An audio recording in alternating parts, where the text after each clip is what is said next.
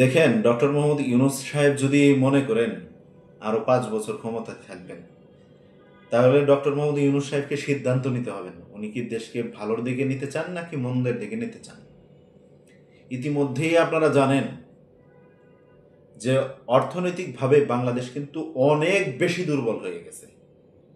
তার কারণ হলো আন্তর্জাতিক মহল থেকে কখনো অন্তর্বর্তীকালীন সরকার কিংবা নির্বাচনকালীন সময়ে যে তত্ত্বাবধায়ক সরকার নির্ধারণ করা হয় সেই সরকারের আমলে কখনো বিদেশি বিনিয়োগ আসে না।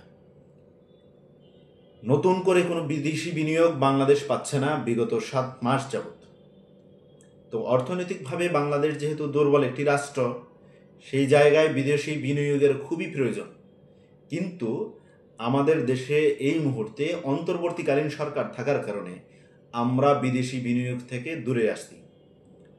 আমাদেরকে বিশ্বাস করতে পারে না, কারণ এই অন্তর্বর্তীকালীন সরকারের মেয়াদ 1 ঘন্টাও থাকতে পারে, 1 মিনিটও থাকতে পারে, 2 বছরও থাকতে পারে, 5 বছরও থাকতে পারে।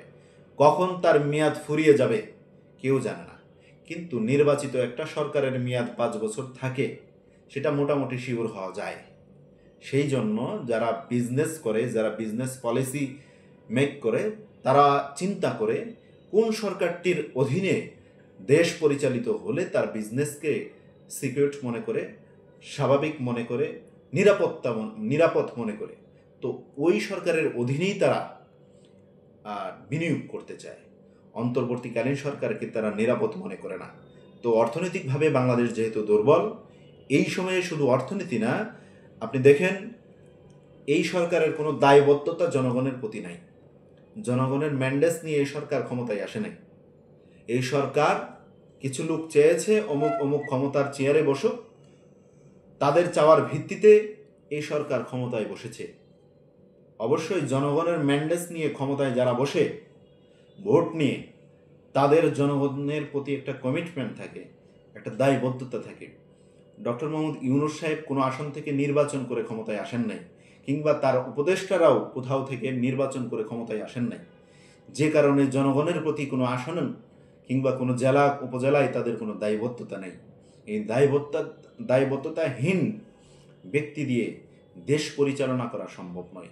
দেশ একটা জটিল এবং কঠিন বিষয়, দেশ পরিচালনা। সেখানে অবশ্যই জনগণের কাছে গিয়ে বসা ব্যক্তিরাই দেশ পরিচালনা করবে। আগামীর দিনে সুষ্ঠু নির্বাচন হবে দ্রুত সময়ের মধ্যে। না দিলে অবশ্যই রাজনৈতিক দলগুলো মাঠে থাকবে, দাবি জানাবে। দাবির পরিপ্রেক্ষিতে এক প্রকার ডক্টর মোহাম্মদ ইউনূস সাহেবকে বাধ্য হয়ে নির্বাচন দিতে হবে। আর উনি খুব জ্ঞানী মানুষ, উনি এই ধরনের ভুল কখনো করবেন না। যে ভুলের কারণে হাসিনা ক্ষমতা হারিয়েছে, যে ভুলের কারণে বিগত সময়ের তত্ত্বাবধায়ক সরকাররা দেশ ছেড়ে বিদেশের মাটিতে সিরা প্যান্ট গেঞ্জি গায়ে দিয়ে ঘোরাফেরা করছে, একই ভুল ডক্টর মোহাম্মদ ইউনূস সাহেব করবেন না। উনি খুব বিচক্ষণ মানুষ। উনি ভুল না করে, আমাদের বিশ্বাস, অতি দ্রুত নির্বাচনের পরিবেশ তৈরি করে উনি নির্বাচন দিয়ে নির্বাচিত সরকারের হাতে ক্ষমতা হস্তান্তর করবেন।